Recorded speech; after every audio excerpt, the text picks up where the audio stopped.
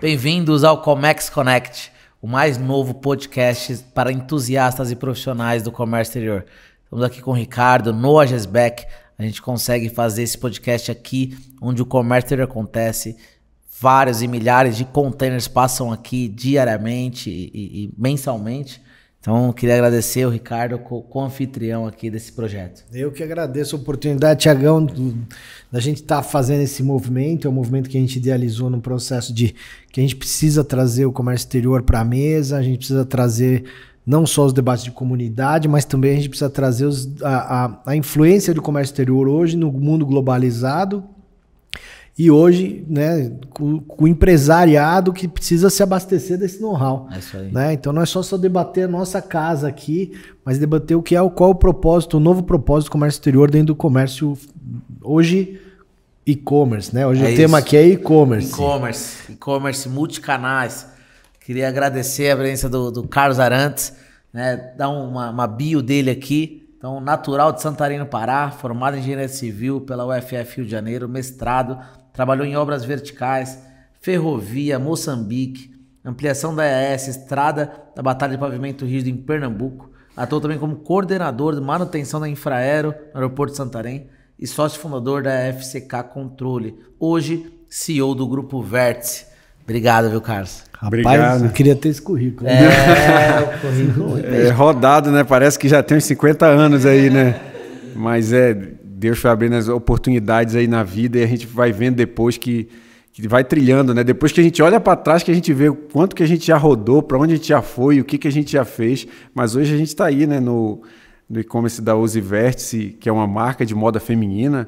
Então, sou engenheiro civil de formação, até com mestrado na área, mas que hoje atuo muito mais no e-commerce, na empresa, numa marca própria, tem lojas físicas. E até vinha falando antes com vocês, é distante um pouco desse universo do comércio exterior, porque apesar da gente ser influenciado por eles, por exemplo, a gente descobre que a gente compra tecido, todos são importados hoje, né? Eu fui... Quem está a fundo no mercado de moda vê que a fabricação de tecido no Brasil ela praticamente acabou, só continua com malharia, né? Que não é o nosso caso, que a gente trabalha com tecido plano, eles chamam de tecido plano, então são tecidos geralmente que vêm do mercado asiático, mas que vêm através de vocês e que é um mercado que a gente pouco conhece, né? Eu mesmo, quando eu vim entrando aqui, container e não sei o quê, e alfândega, eu olhei um símbolo da Receita Federal, eu falei, eu entrei no lugar errado, a gente já se espanta, a gente já acha assim, onde é que eu tô? É aqui mesmo? Aqui é um local público? Perguntei para a mulher, é privado? Eu falei, não, é um local privado, com autorização pública, aí começa a entender esse universo que para a gente é todo novo, né? Legal, e é bom você ver que o nosso podcast ele é tão amplo que hoje nós estamos trazendo aqui um empreendedor do mercado físico, né? Que essa questão pra gente aqui aí entra o nosso ponto, né? Sim. Esse paradigma entre loja física e e-commerce, então acho que a gente vai fazer um bate-bola um pouco nesse sentido e obrigado por você ter aceito o nosso convite. Tiagão comanda aí as picapes e vamos começar a fazer as perguntas aqui. Hoje, cara, você né, tá muito posicionado, acho, nas redes sociais como um especialista em e-commerce, né? Como isso se deu, né? Como se deu para você, né, ter bastante vivência aí nessa área, bastante resultado no e-commerce? Assim, foi natural, na verdade, porque assim, eu comecei a postar conteúdo, sempre postei, né? Nunca fui assim um cara assim... blogueiro? Nunca fui blogueiro, mas nunca fui também algo que as pessoas não sabem o que eu faço. Né? As pessoas sabiam que eu tinha empresa Vértice, que não sei o que. A minha carreira, para pelo menos quem me seguia ali, para os amigos mais próximos, mas era focado nos amigos mais próximos. E assim, comecei a abrir os bastidores da empresa. E o que mais chama a atenção, no caso, é o e-commerce, né? Porque a galera não domina. O que acontece? Eu também não achei que eu era... Assim, eu era um faixa branca, digamos, no e-commerce, mas quando a gente olha para dentro e vê o nível de faturamento, as pessoas se empolgam. E aí eu tô pensando, não, eu sei alguma coisa disso. E comecei a ajudar outros empreendedores, como eu já ajudava, mesmo na base da amizade aqui, dava uma consultoria gratuita, digamos, aqui para os amigos. Como é que eu faço isso? Como é que eu integro essa loja? Qual é o melhor caminho? Como é que eu faço para ter um site? As pessoas perguntam logo assim para mim, como é que é para ter um site? Eu falo, cara, calma aí, tu tem conteúdo? Como é que vai vir? Porque um site... Não é só o site. Não é só um site, tem que ter o tráfego. Aí começa a explicar as ferramentas. Porque tem que ter o tráfego, tem que ter o orgânico, não sei o que. Aí a pessoa começa a entender. Então eu vi que eu tinha conhecimento para levar para essas pessoas, porque a gente montou um e-commerce desde 2014 para 2015. Tá. Então mesmo quando não se falava tanto, a pandemia veio para acelerar e tudo mais, a gente já apostava nesse canal e a gente já via, porque é uma tendência que vem de fora, e lá fora a gente vê no mercado asiático, no mercado americano, já estava muito consolidado. Então, como eu acompanho as coisas de fora, então já vi, não, isso aqui vai funcionar no Brasil. E hoje, porque também que eu vi, me conectei ao Thiago aqui, que é da importação, porque eu vi também que as empresas do comércio eletrônico e as empresas no geral estão sendo segmentadas no Brasil. Porque antes era assim, a pessoa compra, revende nacionalmente, o outro tem um distribuidor regional, às vezes tem um outro distribuidor nacional, e isso foi acabando com os e-commerce. O e-commerce ele veio para encurtar, né? A globalização no geral, sim, mas ela parece que encurtou esse caminho e foi cortando intermediários. Então o que está ficando? Está ficando somente os fabricantes e os importadores. Os outros são pequenos revendedores só, mas para ficar fazendo coisa séria, fazendo mesmo acontecer, só estão ficando esses dois nichos. Então eu vejo que até para ajudar essas pessoas e para nossa sobrevivência de empresa, a gente tem que ser um importador, porque senão você vai ser engolido pelo mercado. Assim como as marcas de moda, por exemplo, no mercado que eu estou de moda. O cara que é só revendedor, eu falo para ele, você tem que ter cuidado, porque você está fadado a acabar, porque a fábrica ela vai acabar virando um D2C, né? Direct to Consumer, né? E aí você vai ficar em que parte nessa cadeia, se você não é uma marca própria ou se você não é um importador. Então, tem que ter cuidado, lógico, é um processo que às vezes no Brasil é mais lento, o Brasil tem uma extensão do tamanho dos Estados Unidos e tudo mais, não é assim da noite para o dia, mas a pessoa já tem que ir buscando esse conhecimento, atuando nessa frente, buscando como é. Porque eu também achava que importar era coisa de outro mundo, não era para mim. Aí eu nunca tive contato com esse mercado, assim, já tive um contato de consultoria, mas essa consultoria travou tanto, ela meio que dominava a informação que eu achava que era muito difícil, mas depois eu fui ver que ela só fazia uma pesquisa no Alibaba ali e trazia um catálogo do Alibaba para mim.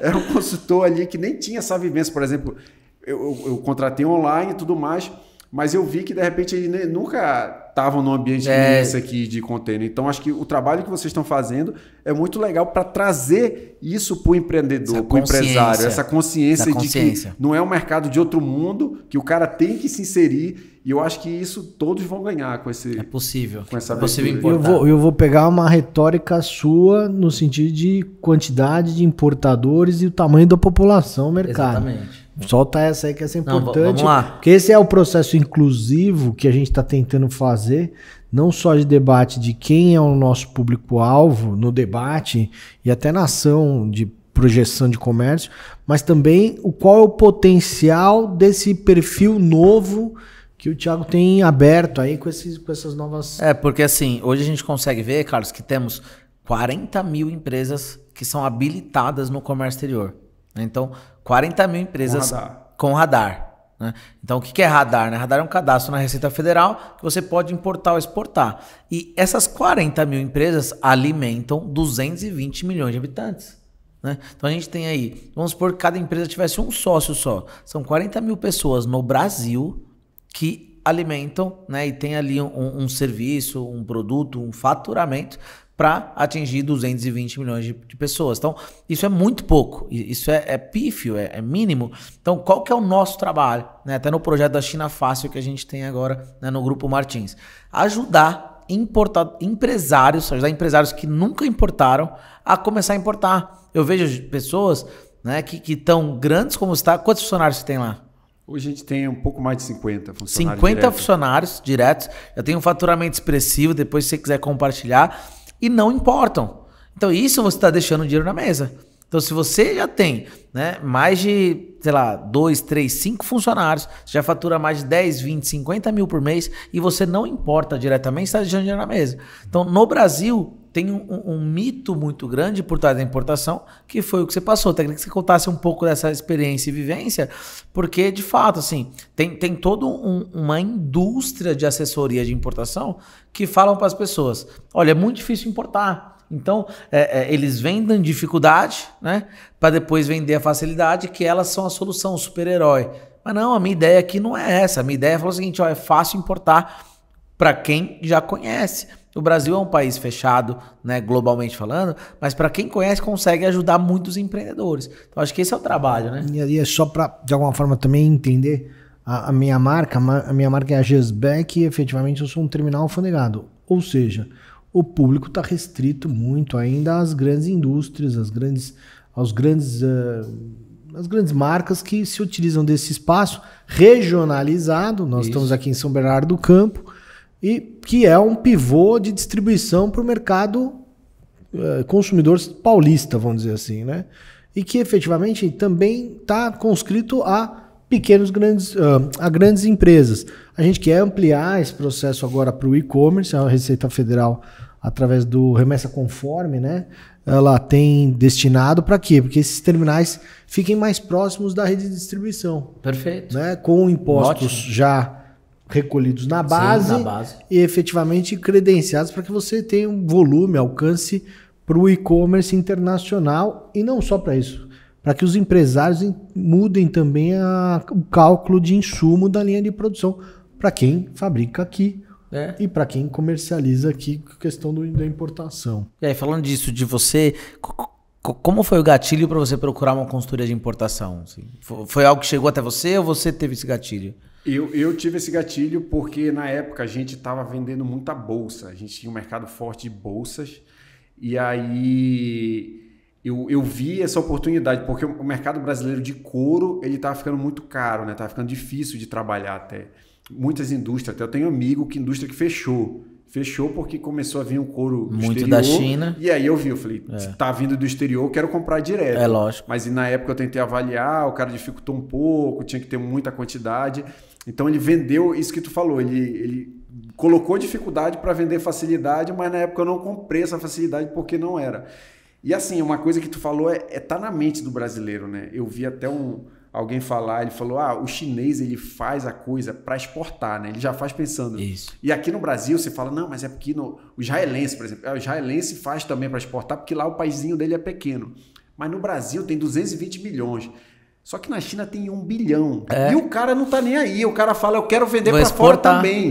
Entendeu? Olha essa sacada. Olha essa sacada. Mas isso é de lascar, porque o cara tem a maior população do mundo. E ele faz para exportar. Ele faz para vender pro mundo todo. Ele vende, sei lá, para uma população, sei lá quantos somos aí, bilhões. Né? E eu digo assim... São 7 bilhões no mundo, se eu não me engano. São né? 7 bilhões. 7 bilhões e ele no tem o cara deve ser 30 ou 40... 1.2, ele tem 6 vezes a população nossa. Mas por que ele faz? Ele já faz, por exemplo, se ele for fazer esse microfone, ele vai desmontar tudo para caber numa caixinha que ele sabe que ele vai enviar para o mundo todo. Ele pensa assim, o brasileiro, não, eu vou vender aqui na minha cidade, depois eu penso. E assim, naturalmente aconteceu comigo, né? Por exemplo, eu fiz um programa de exportação do Sebrae, e aí ela mandou eu pesquisar, olha só, eu não tinha esse dado. Aí eu entrei no programa e falei, eu quero exportar também. Eu falei, intencional, eu fui. Aí ela falou, eu vi que eu sabia que eu vendia para alguns países do Mercosul, porque sem querer também. Aí ela falou, levanta todos os países que tu já vendeu para fora. Eu fui levantar, eu já vendia para 8 países. Olha. Então olha só. E ela mostrou que o mercado nacional é muito bom para exportar moda também. Porque as pessoas querem comprar no Mercosul, então nem se fale. O Brasil é referência em produzir coisa boa, coisa de moda, entendeu? Sapato o Brasil vende muito. Sapato o Brasil é dominante na América do Sul. Então, assim, a gente faz as coisas e nem se toca disso. Então, já vendia para 8 países sem intenção. Sem saber. Assim, praticamente. Sabia que um ou outro. Eu via, caramba, venda para Moçambique. E vendia para 3 continentes. Vendia já para os Estados Unidos, já vendia para a África e vendia aqui na América do Sul. Então, assim, atingindo vários mercados sem intenção. O brasileiro, ele não faz nada pensando nem de fora para dentro, nem de dentro para fora. Ele fica pensando na cidade, no bairro. Com o e-commerce, que ele já pensa que é nacional... Ele fica maravilhado, mas agora já tem internacional. Se você plugar, tem plataforma que já te dá essa solução nativa de ter frete integrado com mais de 100 países. E aí você não fica restrito a o teu CEP só nacional. Tu já faz um site em inglês, tu já faz um outro site em espanhol, com o nosso que é português, tu já atinge muitos países, porque a maioria fala inglês, espanhol, e aí tu consegue atingir quem tu quiser. E tem marca vendendo já melhor, marca de moda que eu conheci, já vendendo melhor para fora do que para dentro, porque ela tem um ticket bom, o nosso câmbio, a gente sabe que a gente tem vantagem. Ajuda. O imposto de dentro para fora, ele é muito menor do que no mercado interno. Então as marcas estão decolando e a gente tem que destravar essa cabeça. Tem que destravar que é de dentro a para fora, de fora para dentro, que o mercado é global. É porque isso. a gente estudava lá na escola, né? Quando a gente fazia a segunda série.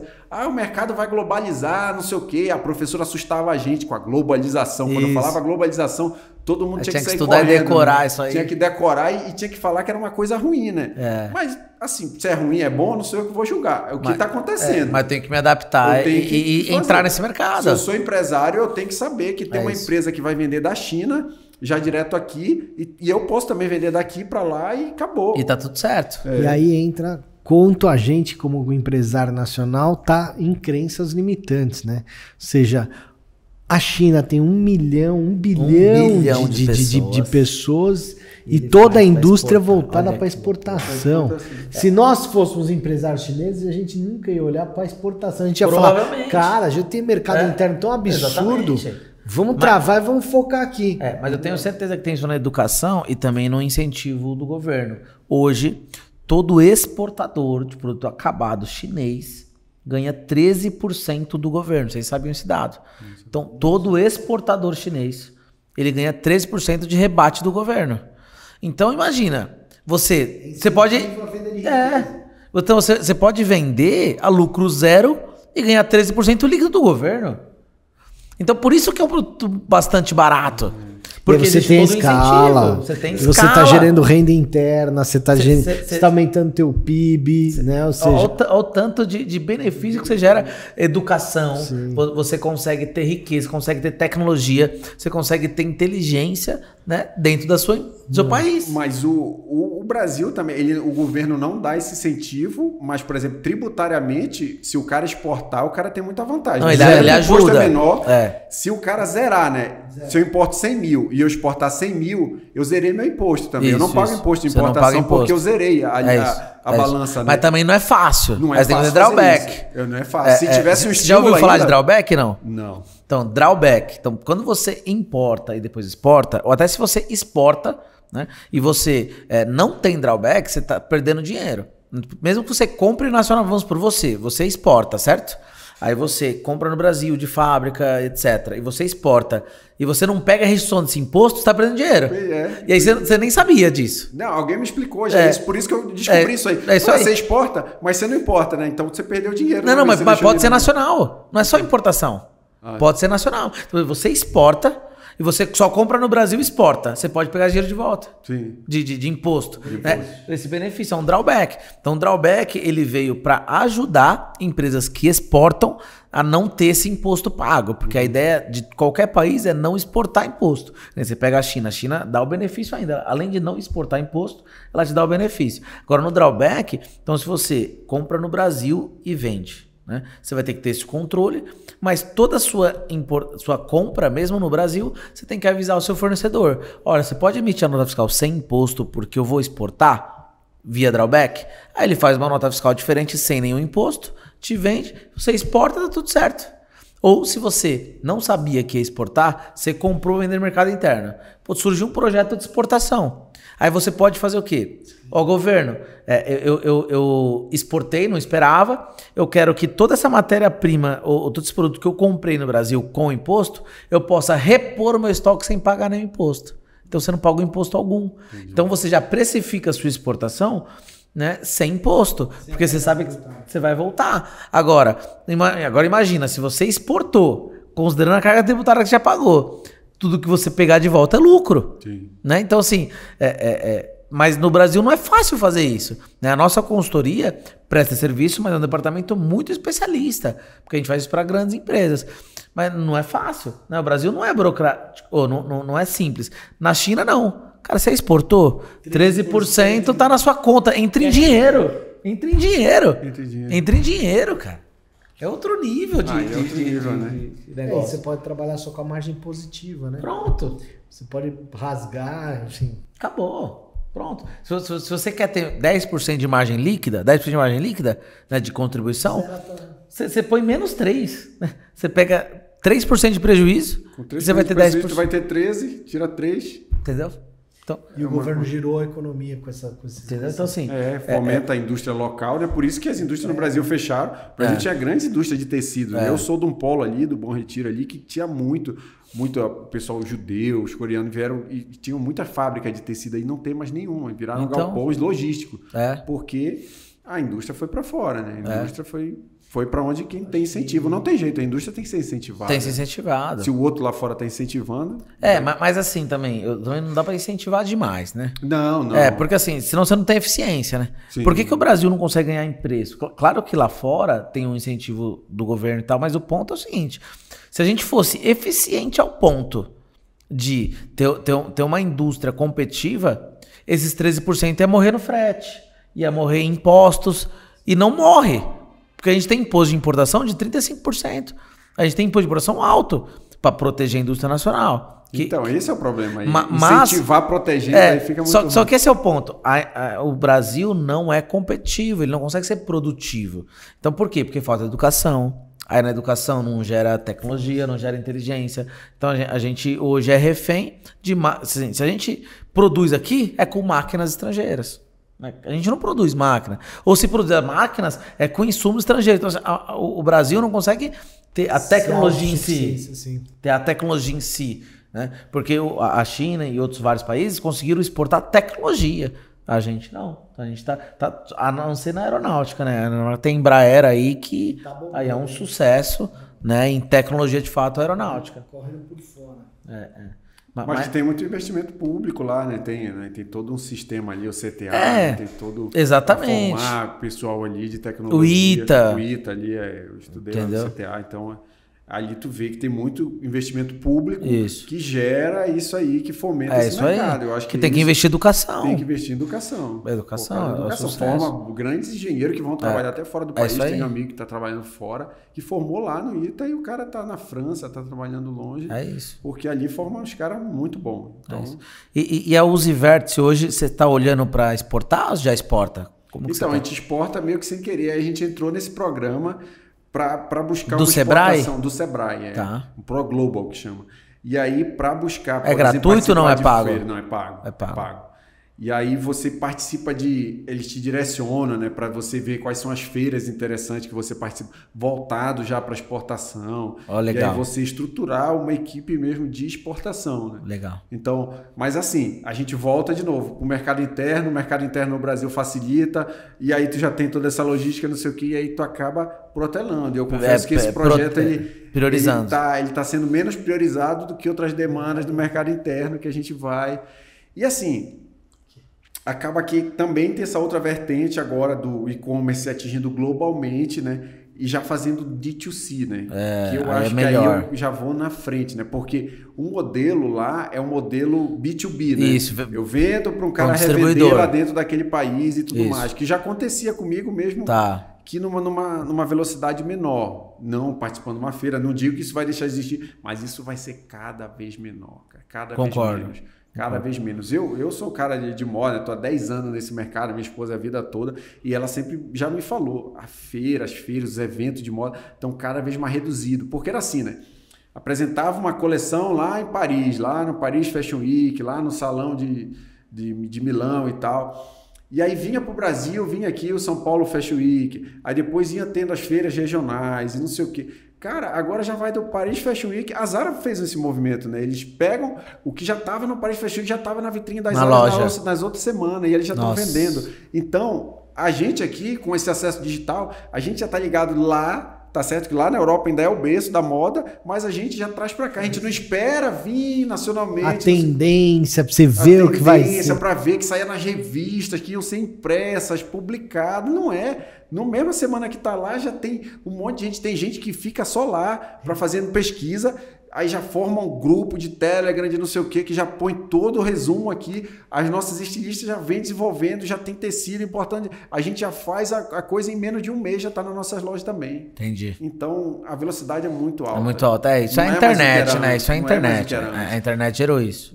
Não dá. E o chinês, quando ele já está lançando lá na coisa, o mercado asiático já está produzindo peças iguais, entendeu? Ele já tem acesso. Que o pessoal diz até, né? Eu li o livro do Armancio Ortega, né? Que é o fundador da Zara. O pessoal dizia que ele tinha acesso aos bastidores das grandes marcas, não sei como. Ele conseguiu lançar coisas parecidas com o que as marcas iam lançar, só que antes das grandes marcas. Então, o pessoal dizia, como ele consegue fazer isso? Enfim, esse mercado é muito rápido e quem tem velocidade hoje ganha. Hoje, então, o mercado ele é muito veloz. Então, assim, resumindo, também o mercado de exportação B2B, para mim, ele é mais lento. Então, como eu sou pequeno e médio, quando é alguém estruturado, que monta uma equipe comercial, aí coloca um pessoal só para viajar, para ir nas feiras e tudo mais, o cara vai. Mas se o cara tem que optar, eu estou optando mais por D2C, fazendo nesse movimento mais com o consumidor. Porque tem gente que vem dos Estados Unidos, aí manda lá no Instagram da marca, cara, eu quero comprar, não importa, eu quero pagar o frete, para ele o câmbio tá bom. É diferente. E outra, a gente tá 6 vezes mais barato, 5 vezes mais barato. Então a condição da gente posicionar a mercadoria 100% Brasil, né, made in Brasil, fora é muito lugar grande. Será que a gente não consegue ser eficiente, pelo menos com esse câmbio, né? O câmbio favorece. Não, o câmbio favorece demais. Mas tem programa do governo, depois eu te apresento, tá? Em que é gratuito. Então o governo paga chairman, pessoas, né, regionais para ajudar empresas em perfis de exportação. Tá? Então aí ele prepara toda a sua empresa para exportar. Claro que ele vai te dar uma consultoria, né? Então assim, ele vai falar o que fazer, ele não vai fazer por você, mas ele vai falar o que você tem que fazer, aí você vai e faz, coloca uma pessoa lá para seguir nisso, e aí claro que depois você vai demandar o investimento, né? Então aí você vai investir ou em feira, ou em Câmara de Comércio Brasil, país tal, né? Ou em representantes comerciais aí rodando o mundo, ou enfim, mas o governo já tem alguns programas nesse sentido. Né? Então isso é bacana, que é gratuito, que ajuda, então o governo subsidia isso pagando essa consultora, né, por projetos e tudo mais, e aí ela ajuda a empresa de maneira gratuita para exportar, porque foi o que você falou, se eu não tiver qualquer incentivo, é melhor o Brasil aqui mesmo. Já conheço, reais e lucro e acabou. Vendo aqui para mais perto, não tem que pensar em frete internacional.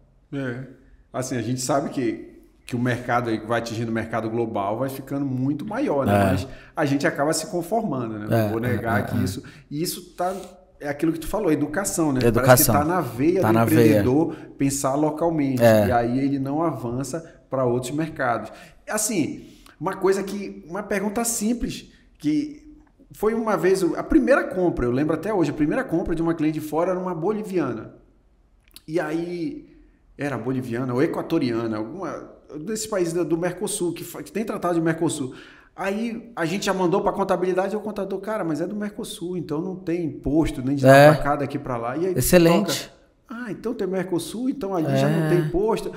E o empreendedor ele não tem isso na vida. Não eu pensa. te confesso que eu mesmo, na época, não raciocinei assim. A gente estuda lá na aula, lá que tem o Mercosul, que não sei o quê. Mas na hora da prática, o cara esquece disso. Ele acha, vai levar para outro país, e agora, não sei o quê. Ela falou, não, emite uma nota normal, só tem que ter esse CFAP que está indo venda para fora do país e tal. Mas de resto é tudo normal. Resolvido. E quantos empresários perderam a chance de se reinventar ou até de se permanecer em mercado porque não conseguiram enxergar alternativas fora. Mercados externos. Algumas situações das quais a gente vivencia aqui, a gente é um ator passivo, porque a gente vê todos os ambientes empresariais acontecendo ao mesmo tempo, foi a situação de crise de Covid, onde muitas empresas estavam com problema de fluxo, e gente andando na contramão, indo para exportação e vendendo horrores. Quando todo mundo estava paralisado, porque dependia de insumo internacional, aquele que estava já pautado e já tinham pelo menos trilhado a plataforma de exportação, estava nadando sozinho em Mar Azul, sozinho, né? Enquanto a galera que estava se matando para ver o Mar Vermelho, né? Quem chegava com máscara antes. Quem não... Então, assim, são alternativas entre a vida e a morte que no final, e outra, expande o nosso mercado para mais de a nível global, né? Você fica pensando só regionalmente, mas você tem uma oportunidade grande aí, e ter o empresariado, e aí o nosso foco hoje é empreendedorismo, tem que tentar abrir a mente para o processo de internacionalização. Né? É difícil? Claro que é difícil. Nós temos um problema de manutenção de abastecimento como fluxo nacional para o mercado competitivo internacional, que é o processo da credibilidade. Mas se o chinês conseguiu vender carro pra gente, a gente tá comprando os carros elétricos dele, significa que nós também podemos vencer nosso couro, pelo amor de Deus, nossa condição de venda de couro. Né? Deveria ser de moda, referência. E eu vi muita empresa. Eu tenho um amigo que tem empresa do ramo de couro, que fazia bolsas e que fechou. Por quê? Porque ele não atendia o mercado externo. Né? E o mercado interno, por exemplo, não valoriza tanto. O de couro chegou, esses produtos asiáticos e tudo mais, que não é o couro nosso e tal, mas que acaba caindo no gosto do público, consegue fazer. Mas o nosso ainda é valorizado lá fora, né? Principalmente mercado europeu, mercado americano. Mas se o cara não estava, ele ficou de fora com isso. Então, o que aconteceu? Ele não estava preparado. Igual o e-commerce, né? Quem sabia de e-commerce antes da pandemia, quem já estava pelo menos ali estruturado, pautado ali, conseguiu decolar. Eu digo, quando fechava, não que eu queria que fechasse, a gente vendia mais do que quando estava aberto. Olha não isso. Era um movimento legal, eu não gostava de estar trancado. Mas quando fechava... O resultado financeiro. A gente começava... Aí eu falava, não, vamos vender. Mas tinha gente, com certeza, tinha gente que caía demais o faturamento. Quebrou muita gente. Então, assim... Criou até um paradigma entre loja virtual e a loja local. Né? Vai acabar. Não é integrado, mas também antes da pandemia era opção, né? Era opção o cara ser multicanal, era um diferencial da marca. Hoje não é mais opção. Hoje não é. Hoje o cara tem que fazer... Por exemplo, se ele vai fazer uma marca hoje, eu já falei, quem começa uma marca hoje, eu ia pensar em duas coisas. Eu ia pensar já como eu ia vender digitalmente, eu não ia pensar numa física, nada, a não ser que eu esteja com um fundo muito grande investindo o que ele quer, algo assim. Mas se não, eu ia pensar ela num DNVB, né, que é uma sigla americana, né, Digital Native, né? Então a marca já nascendo digital e ela já pensando tanto em importar insumos ou produto, quanto exportar também. Isso. Como ela pensar atender globalmente. Eram duas coisas que eu ia fazer e eu vejo marcas nascendo que tu fica assim até com hoje, cara, vou lançar outra marca isso aqui, mas tem tanta demanda porque a gente vê o mercado com esse movimento. Vê claramente marcas brasileiras conquistando mercados. Eu acho que assim, o sucesso, imagina isso, você vende em dólar, você recebe seu lucro em dólar e gasta em real. Olha que sonho. Você vai ter seu lucro em dólar, né, que é 5 vezes mais, e seu custo em real. Cara, você... Mágico. Mas, de novo, é uma cadeia que você Não é simples. Não é assim, do nada, eu acordei agora, vou exportar. Não é simples. Mas, assim, exportar é difícil? Ou ter lucro em real e gastar em real também é difícil. Escolha o seu difícil. Escolha o seu difícil. Você pode escolher o seu difícil que vai te trazer mais rentabilidade. E não é só fazer um ou outro. Um é outro. E é onde muita gente para, né? Muita gente primeira dificuldade. Não pode. Já estacionei. Eu e-commerce também travou um negocinho ali, porque tu vai integrar ali um domínio, aí tem um tal do DNS, aí o cara vai... Aí o cara, não é pra mim, aí o cara já diz. Isso é a tal da preguiça, né? A preguiça não é só o cara não fazer, mas é o cara desistir na primeira tentativa, o cara é muito mole, então ele não vai alcançar. Tem que escolher o difícil dele. Se ele não começar a tomar essas decisões, o empreendedor, se ele for só no caminho mais fácil, com certeza ele vai morrer ali, ele vai ficar fazendo uma empresa só no simples, ele não vai nem sair do simples. Porque é muito difícil sair do simples. Quanto mais tu fatura, mais complexo vai ficando, né, a tributação. Então ele já vai escolher o caminho mais fácil, vou ficar aqui no simples, ficar aqui com a empresinha. Faz 2, 3 CNPJs. Fica ali naquela zona de conforto e não vou avançar. Então, é a escolha do cara, né? Então, até onde ele quer crescer, lógico, também a gente tem que respeitar até onde o cara vai, né? Onde ele acha que ele pode chegar, mas ele tem que saber que é tudo da decisão dele. Verdade. Não é o que algo que colocaram na cabeça dele, que eu achava também que era assim. Falei, não, é difícil ser uma empresa maior, importando, exportando. Mas tudo também é paradigma, né? Ele Foi falou que o paradigma. chinês conseguiu quebrar esse paradigma, porque o Xing De Ling, carros, né? Era o é. chinês e tal. Os caras estão lançando tendência. A gente está indo É. para a China agora, né? Não é só para importar coisas normais, porque isso tem já, esse fluxo já acontece. Já acontece. Mas para ver o que eles têm de novo. O chinês, ele tá na ponta da tecnologia, está na Sim. vanguarda. Eu vejo pessoal que eu sigo, que eu acompanho, tanto de tecnologia quanto de e-commerce, eles dizem, a China está 10 anos na frente. Os Estados Unidos estavam junto, né? Mas os Estados Unidos, eles dizem que está uns 5, 6 anos na frente só. Então, os Estados Unidos está 5 anos atrás da China já. A China já está no mercado na vanguarda e a gente está aqui 10 anos atrás. É. Então, se a gente for viajar para lá, a gente vai viajar no tempo, né? No a gente tempo. vai ganhar 10 anos de vida. Ganha 10 anos. A gente vai trazer quem trouxer alguma coisa. Por exemplo, o Pronto. cara do iFood, ele fala claramente que ele trouxe um modelo de lá para cá, porque ele já viu os caras comprando Funcionou. supermercado, tudo online, não sei o que, com restaurante. Ele falou, cara, vou te levar isso pro Brasil. Tá aí, o cara arrebenta. Então, não precisa, vai lá. Inventar roda, Inventar não precisa. roda. Que nem o iFood. O iFood não foi a primeira do mundo que fez isso, não. Ela viu que lá fora funcionou e trouxe. Por exemplo, pega o Facebook, não foi a primeira a fazer rede social, né? E deu certo. Orkut, né? Orkut, tinha muito antes. Então é só você pegar o que deu certo, cara, e faz também, modela, insiste. E onde é que tá dando certo na frente lá? Na China, né? Na O China. iFood é isso. Por isso que ele colocou, tu pensa que essa ideia de bicicletinha, aqui no Brasil nem tem costume tanto de andar de bicicleta, É. mas lá na China tem muito. Por isso que ele trouxe essa ideia de lá, porque ele viu que lá os caras entregavam mais de bicicleta do que Olha. de carro, entendeu? Então, nos Estados Unidos já é outro modelo, né? Lá nem tem muito bicicleta ou moto, lá o cara entrega de carro De mesmo. carro, Tanto que é. o Uber a maior disso, né? Com o Uber Eats. é. Uber Eats. Mas, então, traz um modelo e vai. Acabou, e então, funciona. se o cara não, Adapta ao ele tá mercado. fechado só, mercado nacional, não sei o quê, no máximo ele vai copiar É. o cara da esquina que já tá ganhando dinheiro do lado É isso dele.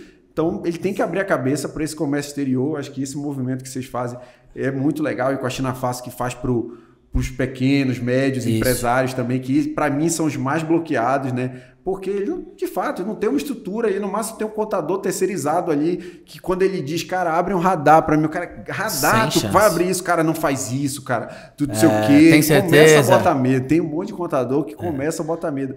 E aí eu falo, e quando eu vi, né, eu falei, não, é simples assim, não abre o radar, não, tu consegue.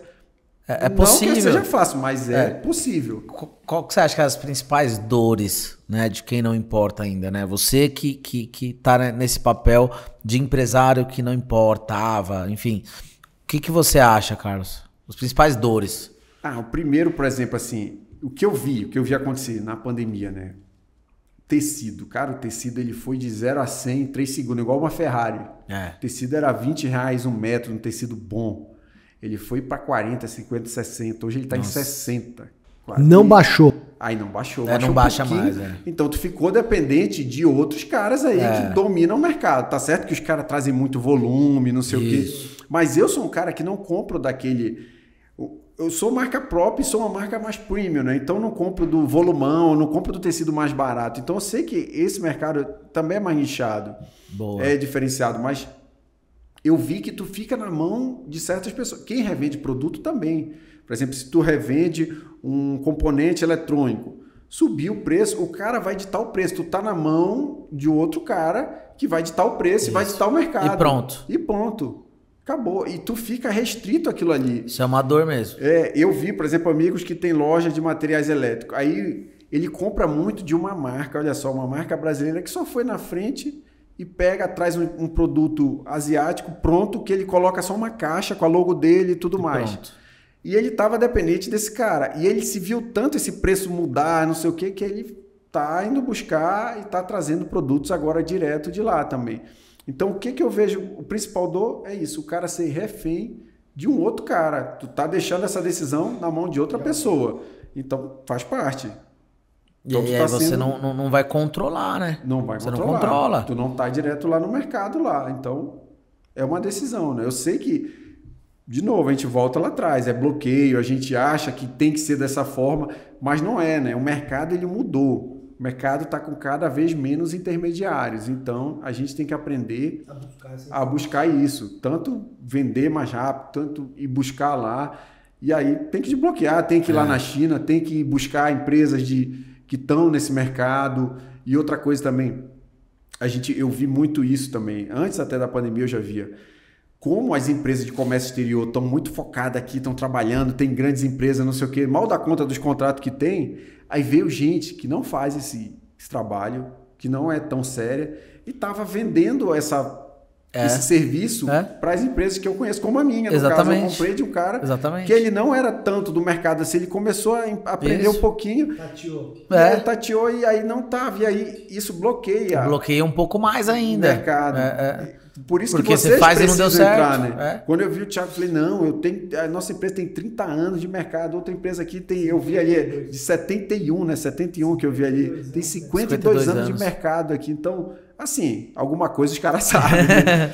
E aí vocês têm que vir para fora mesmo, botar esse conteúdo, porque isso vai destravar muita empresa brasileira. Vocês vão fazer um serviço que é do governo, que de repente o governo está ajudando aqui, está fazendo, mas vocês estão fazendo um serviço social, digamos assim, porque a fomentar esse empreendedorismo, a salvar empresas que de repente estavam indo para quebra, estavam com muita dificuldade, porque acha que não dá para seguir, entendeu? Então, acho que isso vai ser legal. Justamente romper as crenças limitantes, né? Eu acho que a principal é a nossa, que a gente sempre achou que a gente tinha que ficar aqui no nosso mercado, encoberto a ele. Bolha. Né? E efetivamente esse é o principal motivo até da gente ter criado esse podcast, é para que os debates e a gente consiga dar publicidade para as quebras de paradigma, porque a cabeça do empresário, do empreendedor tem que mudar, assim como um empreendedor hoje que não olhar para o e-commerce está fadado a insucesso. Né? Se ele não pensar também no globalismo, na forma dele ter vários vieses de receita, vai ficar no meio do caminho, até o caminho melhor das Índias, né? China fácil aqui. Entendeu? É isso, né? Então, assim, você tem que estar com empresas sérias, tem muito caminho diferente, né? Tem muitos atalhos aí. Mas pelo menos na nossa missão aqui, a gente tenta, dentro de tudo que a gente já vivenciou, né? Posso falar por mim, você pode falar por você. Nós somos nascidos em comércio exterior, então a gente só sabe fazer isso. A gente quer transferir um pouco dessa resiliência para o empreendedorismo, no sentido de que, sim, tem que insistir, vai suar, vai chorar, mas vai chegar uma hora que você se consolida e efetivamente você vai ser o desbravador dos 7 mares. Né? Sim. Me fizeram uma pergunta, né? Qual que é a parte mais difícil de importar? Eu falei, começar.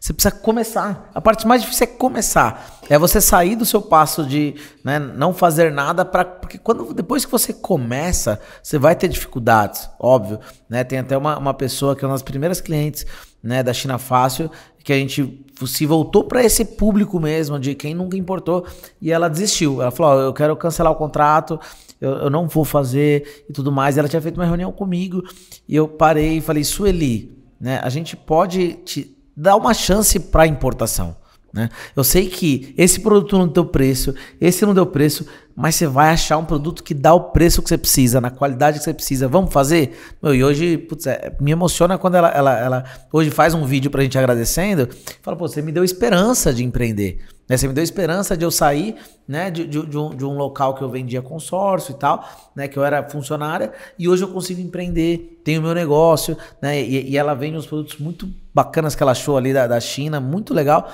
e com a qualidade muito boa. Ela falou, a qualidade me surpreendeu. Ela falou, ela importou R$10 mil a primeira importação dela. E ela tá tão grata, gente. Por quê? Porque ela continuou, né? Ela aceitou nosso desafio de falar, olha, não para. Ela evoluiu. E hoje ela tá dando muito certo. E aí foi um dos temas até de um podcast que nós fizemos há pouco aqui, né? Que é aquele lá, o primeiro passo de você falar uma outra língua. Isso. O primeiro passo de você buscar uma diversificação de negócio. O primeiro passo de você mudar o catálogo teu de produtos. Isso. Né? Minha pergunta, como é que você chegou na moda?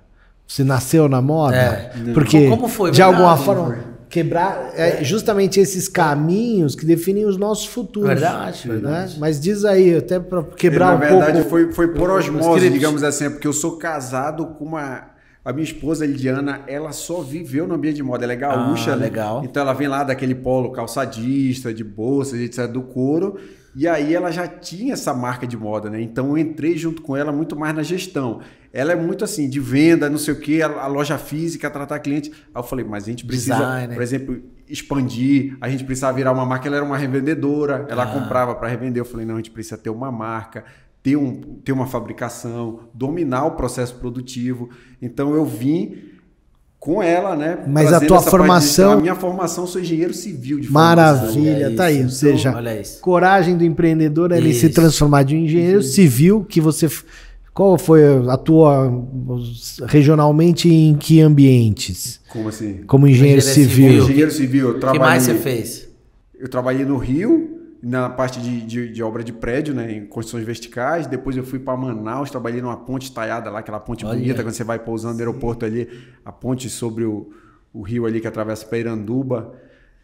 A gente fez lá, trabalhei na África, depois voltei para o Brasil, trabalhei em obras de estaleiro, de pavimento rígido. Tive uma empresa de engenharia, vendi essa empresa, vendi bem também, porque eu já estava atuando. Quando eu estava com a minha empresa lá, e aí... a parte de moda crescendo, né? E eu vi que a minha empresa, como ela era uma consultoria, ensaios, ela não era muito escalável, né? E eu vi que a de moda, se a gente fizesse a fabricação, se a gente crescesse, fizesse uma estrutura, era mais escalável, né? Então, eu resolvi partir para esse lado e vendi e tomei uma decisão, né? E aí o Thiago até falou, um amigo um dia desse falou também, ele falou, um amigo que é faixa preta de jiu-jitsu, ele falou, sabe qual é a faixa mais difícil? Aí todo mundo pensa, essa faixa preta tem que ficar 3 anos aqui. Ele falou, não, é a branca. Que você tomou a decisão de entrar lá com as faixas pretas, você vai ser malhado, você vai entrar, vai começar e tudo mais. É a mais difícil, a preta é a mais fácil, depois tu já tá no automático ali, cara. É o mais difícil para fazer no e-commerce, é a primeira venda. Para importar, é a primeira importação, depois vai ficando mais fluido. Eu sei, para abrir o meu primeiro CNPJ foi mais difícil. Hoje, abrir CNPJ para mim é a coisa mais fácil. Eu digo contador, não sei o quê. Não é a dificuldade, mas o primeiro, cara, eu não sabia que tinha que ir lá na prefeitura, não sei o que, tinha um vará. Depois aquilo ali flui, né? Então, tudo é o começo que é mais difícil, né? Tomar uma decisão. É muito mais de tomar decisão do que ter conhecimento, não sei o que. Lógico, vai colando, vai consumindo conteúdo, vai vendo pessoas. Hoje tem essa facilidade, aqui tem um podcast falando sobre o assunto, o cara já fala quanto que é o tributo, como ele vai fazer, que tem um programa. A gente não tinha acesso a tanta informação assim. Então hoje eu vejo que está facilitado para o cara correr. E aí outra coisa que ele falou, a empresa começar global, né? Eu acho que são 3 pontos a empresa tem que pensar. Ela ter rede social, hoje não dá para ter, não dá para ficar sem. É muito difícil a empresa, só se ela for muito... O desafio antigamente era você criar um site. Criar um site. Agora, na verdade, o site eu acho que ninguém acessa pouco. Agora é o teu perfil de social, né? Ou seja, do TikTok. O TikTok está lançando no Brasil agora uma compra direta dentro do aplicativo. Olha que excelente. Sem sair para nenhum site, nenhum navegador. Checkout lá. O checkout lá dentro, né? O WhatsApp vai lançar isso esse ano também para o checkout lá dentro. Mas já tá para lançar agora o TikTok? Já tá rodando o piloto já. Eles fizeram uma parceria aí com a Shopify e aí eles estão rodando o piloto lá dentro já, com algumas marcas já, com checkout interno, né? Porque tem uma hashtag muito forte, né? TikTok make me buy, né? Que é lá fora, né? O TikTok fez eu comprar, né? Então, o chinês também... Hoje o chinês já pensa isso. Por exemplo, o asiático, ele faz um produto, ele faz um vídeo muito bom. O Thiago tem milhares de vídeos lá na rede social dele que os caras fazem... absurdamente bom, dá vontade de comprar o negócio comprar mesmo. Agora. Créditos ao pessoal da produção aí. A produção manda muito bem. Nota 10 aí na produção. Isso aí. Então aí tu já tendo um clique ali para comprar, acabou. Então esse é o mercado novo. O cara saber que ele tem que ter uma rede social, como ele vai fazer conteúdo, como ele vai vender, como ele vai distribuir e como ele vai comprar e vender, né, do mercado global, né, que ele não pense só localmente. Porque isso aí mesmo, TikTok, aí tu alcança globalmente. O teu vídeo não vai ficar preso só... Tu nem sabe como uma plataforma entrega, se ela entrega lá para fora, entendeu? Tu coloca uma hashtag dessa que vai para fora, tu consegue atingir, tu consegue saber o inglês, que nem ele falou, consegue colocar o conteúdo em inglês. Vai. Eu mesmo, olha só, a gente criou uma empresa também, com a mentalidade brasileira, tem menos de 1 ano, uma empresa de marketing, tráfego pago, juntei com um sócio, e aí eu já tenho domínio desse assunto, né? Ele também e tal, a gente juntou. Mas para atender o mercado nacional, hoje a gente tem mais cliente americano do que cliente nacional. Meu Deus. Sem querer também. Eu entrei, conectei com uma brasileira, conectou com uma empresa de fora, a gente começou a entregar um serviço bom para eles lá, eles já indicaram mais um, mais outro. A gente tem mais cliente fora do que dentro do Brasil. Mas por esse serviço hoje tu consegue prestar globalmente. Globalmente. E aí aqui, só para destacar o perfil do empreendedor, né? Você saiu da engenharia civil, migrou, viu outras oportunidades e tá hoje fazendo engenharia de moda. Tá lá. Engenharia de moda, é isso aí. Tá fazendo lá os engenheiro fashion. Engenheiro então, fashion. Mas não tem jeito. O engenheiro, acho que ele nunca deixa de ser engenheiro. Muito processo, né? Porque tu tem a cabeça de engenheiro. É. Tu já pensa no processo, Isso. tu já pensa no... Por exemplo, lá na fabricação, logo que eu fui fabricar, eu já comecei a ver o processo produtivo. E o processo produtivo de moda, não sei se você conhece, de vestuário, ele é muito arcaico, cara. Eu saí de um mercado que é muito arcaico. O mercado de engenharia civil, ele é arcaico, tijolinho, cimentinho. No Brasil, então, que não usa drywall, né? O público ainda tem um preconceito. O mercado americano, ele já é mais evoluído nessa parte. Mas o brasileiro, ele é tijolinho, cimento, areia e tal, e vai colocando aquilo ali. É muito arcaico, né? Do tempo lá do Egito. E aí o mercado da moda também ele não é tão avançado. Cara, tu vai ver, pouco se faz com mega... cara, vai cortando. Tem gente que ainda corta na tesourinha aqui. O outro tem uma máquina de corte. Aí tem uma máquina que é muito moderna e tal. E eu já fiquei fissurado naquilo. Eu falo, eu quero essa máquina mais moderna. Eu quero automação. Já pensando com a cabeça de engenheiro. Aí eu, não usa isso não é muito bom. Aí tu pega um pessoal que não, isso não serve, vai dar errado na roupa. Entendeu? Então... é um mercado bloqueado ainda também, que tu tem que... Mas eu acho que no ciclo de transformação, você falou que 10 anos, né? A China está 10 anos na nossa frente. Você imagina a indústria. Na indústria, eu acho que a China está 30 anos na frente. Porque a desaceleração industrial nossa nacional é absurda. Né? Então, e o nível de tecnologia, eu não sei como é que é produzido uma peça dessa roupa que você produz aqui na China. Deve ser uma outra lógica, deve ser uma outra escala, né? Vamos dizer assim. Não sei se você tem essa visão. Tem sim. Eu já olhei vídeos deles lá, eles estão bem na frente lá do nosso mercado, que ainda continua bem mais artesanal. Aí o nosso, por exemplo, mercado da moda, ele está tomando muito mais um viés para esse, digamos assim, Europa, para esse lado mais premium, artesanal mesmo, porque ele não consegue evoluir tecnologicamente para fazer escala, então ele acaba indo para esse mercado mais premium, se mantendo dessa forma. Porque, lógico, esse mercado é de escala lá, então o mercado de escala da China é para fazer 1 milhão de camisetas por mês numa fábrica. Aí aqui não, o cara opta... que é o nosso caso também, opta por fazer menos peças, mas com muito mais cuidado, agregando peça mais exclusiva, com muito mais aviamento, com muito mais enfeite. Uma peça, então o mercado aqui brasileiro ainda toma esse rumo, mas na parte de produção, mesmo produtividade, ele não é escalável. Né? E falando assim desse comércio exterior um pouco mais informal, como que foi... o impacto para vocês da Shein, essas marcas chinesas que a pessoa compra, né, B2C, né, direto do chinês lá, que chegava a ser imposto, agora tá taxação. Como foi isso para vocês? A gente não se sente tanto porque a gente se posiciona como uma marca mais premium, né? Então, para essas marcas, o mercado não sentiu tanto, né? Mas para uma marca que vendia preço no Brasil, que tentava ser produtiva, ela não conseguiu, né? Porque uma Shein mesmo, ela chega com uma peça com uma foto muito bonita, com um produto que parece atender, né? E bom mesmo, assim, porque o que eu ouço de feedbacks das mulheres que compravam que era bom, que gostavam da qualidade. Principalmente o público feminino, né? Eu vi influenciadoras que a gente trabalha, e aí elas vêm com as marcas assim, ela diz, não, isso aqui é da Shein, por exemplo, isso aqui é... Isso. E tá vindo mais outra, né? A Temu que investiu nos Estados Unidos, né? Ela investiu 13 bi lá, e ela vem agora pro Brasil com força, né? Então ela é maior que a Shein. TEMU. TEMU. Ela é a nova Shein.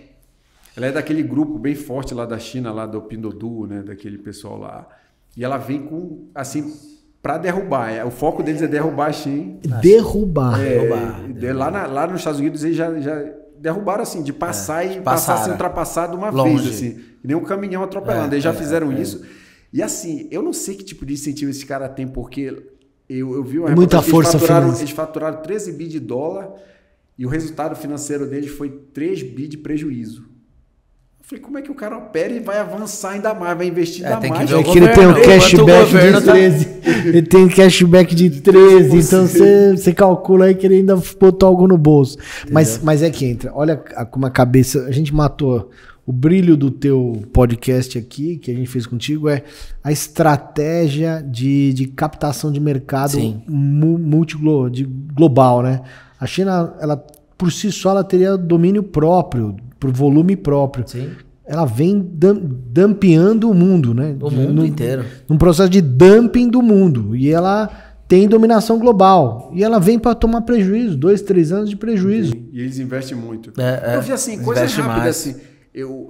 Um estúdio lá, que é parceiro nosso, que foi tirar fotos aí, a gente tinha uma demanda lá com eles e tudo mais, tanto que a gente montou um estúdio interno agora, porque eles falaram, não, essa semana a gente vai ficar atendendo só a Shein. A gente está com 1000 peças dele aqui. Nossa. Então começa a dominar o mercado de uma forma. Aí eu vi que eles chegaram ali no mercado do Bom Retiro, do Brás. Aí disseram, ó, fica 6 meses sem tarifa nenhuma vendendo aqui dentro, para vender lá dentro. Então ele derruba Mercado Livre, Amazon, não sei o que, eles dominam, eles investem muito na frente. Esse é o ponto. Põe na frente. Mais ainda, aí o cara não pode ficar fora também. Aí eu já me alerto pro mercado também. Como é que eu participo desse mercado? De que forma eu vou trabalhar? Eu vou ficar guerreando com esses caras? Eu não vou. Ou eu tenho que sair, ou eu tenho que estar junto com esse cara. De alguma forma. Mas essa é a nova tendência do automobilístico, né? Ou seja, o carro chinês. Então, primeiro veio aquele Hyundai, né? Que era fábrica, acho que é sul-coreana. Coreia. Aí a gente tinha aquele preconceito, não sei o quê. Aí vem... Caoa fez acontecer. Agora veio a Great Wall e veio agora a BYD. Cara, se você colocar o catálogo versus o preço, excelente, maravilhoso. O que ele está entregando pelo que ele tá, pelo número, ele está te cativando como cliente. Claro. Ele está vencendo a tua barreira comercial. Aí você vê o comercialmente. Aí, efetivamente, você está cativado, né? Fideliza. E não é mais aquele xing-linha. Tu vê esse carro, vê a tela dele bonita, né? Vira para cá, vira para lá. Já é tecnologia mesmo, né? É padrão BMW, mundial. Porsche. Então... Bom, Carlos, acho que caminhando para o final, queria agradecer muito sua estada aqui com a gente. Acho que contribuiu muito para o nosso podcast, né? Trazer esse olhar do importador, do exportador, né? A gente, do empreendedor também. Empreendedor, né? Do empreendedor que às vezes não importa e nem exporta ainda. Então isso fez engrandecer muito mais o nosso debate aqui. E se você puder dar uma dica, né, para as pessoas que estão assistindo, que são profissionais, entusiastas do comércio exterior ou empresários que não importam ainda, o que você poderia dizer aí? Eu acho que as duas partes têm que se conectar, né? O empresário buscar mais esse assunto, buscar se conectar aos profissionais do comércio exterior e os profissionais do comércio exterior que dominam, que nem vocês, vir mais para a parte do empresariado, mesmo esse que não conhece, porque eu sei que às vezes tá com um cara lá que ele não entende nada, então vou desconectar esse cara. Não, de repente leva esse assunto, ele vai entrar e ele vai entrar bem para esse mercado, de repente vai ser um cliente teu que vai dar muitos frutos. Então, começar a tirar essa barreira, porque, não, já vou entrar só no que já quer fazer. Não, de repente eu mostro a importância e aí o cara vem para dentro desse mercado e vai dar muito certo. Então, acho que os dois polos, vocês que fazem um trabalho legal aqui, ó, já estão com podcast, estão soltando conteúdo, tem a China Fácil que está conectando, continuar com isso e o empreendedor abrir essa cabeça dele, que ele tem que, ou ele vai fazer isso, ou ele não vai sobreviver. Se ele não estiver vendendo online, não estiver importando, exportando, não for uma marca própria ou não for uma grande indústria, esse cara não vai estar fora. Ou ele vai ser um funcionário, digamos assim, um mero revendedor, que quem vai ditar o salário dele, porque não é nem um salário, é uma margem, o quanto ele vai ter de margem são essas pessoas que estão importando. Então, se esse cara está satisfeito e acha que isso é para ele fica lá. Mas se não, busca conhecimento, se conecta e vocês continuem esse trabalho aí que eu acho que vai ser muito importante aí. E o bom prazer te receber aqui na GESBEC. A gente está fazendo esse processo aqui justamente para a gente quebrar esse movimento do que ou seja, um terminal alfandegado no meio da cidade, ou seja, justamente no polo, para que efetivamente você esteja próximo. Existe uma série de estratégias aí para o empreendedorismo que são benefícios da zona secundária, como a GESBEC aqui, que a gente depois pode falar e em outro tema colocar, que são benefícios fiscais, o fato de você não recolher imposto somente quando você fizer a nacionalização da mercadoria por fração, não por lote cheio, enfim, e outras questões. Mas eu acho assim, um ponto alto, e eu fiquei muito feliz da tua vinda, do teu convite, é que você trouxe vários fatores relevantes aqui. O do empreendedorismo, então, foi absurdo, a questão do e-commerce, como isso está tomando conta da cadeia. né, nós comentamos aqui o fator China, esses 10 anos de avanço, os Estados Unidos já perdendo um pouco da vanguarda comercial internacional, a nossa carência produtiva da indústria, o quanto é difícil ainda ser um industrial voltado, você ainda teve esse viés da customização, de um produto mais premium, mas o Brasil, eu tive agora recentemente, nós montamos uma unidade lá em Miami. Quem que é o maior exportador de café? Brasil. Quem vende mais? Alemanha e Itália. Mas eles não têm um pé de café. Em valor financeiro. Então, assim, o nosso couro, qual é a maior produção de gado? Aí nós temos hoje uma indústria de corte que fornece carne para o mundo inteiro aí, né? Nossas grandes frigoríficas não, nossos grandes grupos que hoje abastecem acho que 30% do agronegócio, né? Em carne do mundo.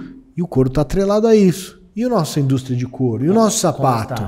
E o nosso produto made in Brasil ser de alguma forma evidenciado e a gente buscar essa, assim, de novo, essa visão que a gente acabou debatendo aqui de como a China se mostra ao mundo e vai buscar algo maior que 1 bilhão de população e de mercado, e a gente aqui ainda cativa a nossa regionalização e ainda aqui acuados dentro de uma maior potência que nós temos, né, que é a nossa indústria natural, nosso agronegócio. Então, assim, para mim, fantástico. Tô sedento sair desse podcast.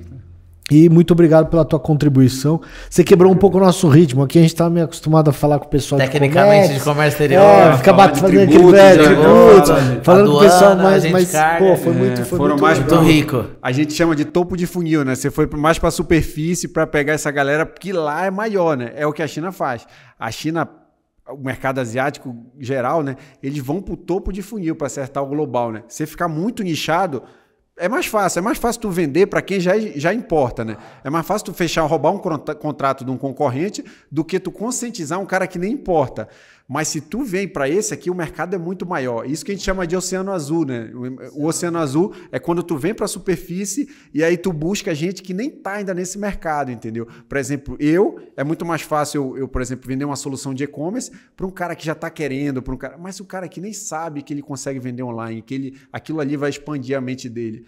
É o topo da superfície aqui. Legal. Libertador. Obrigado mesmo, Carlos.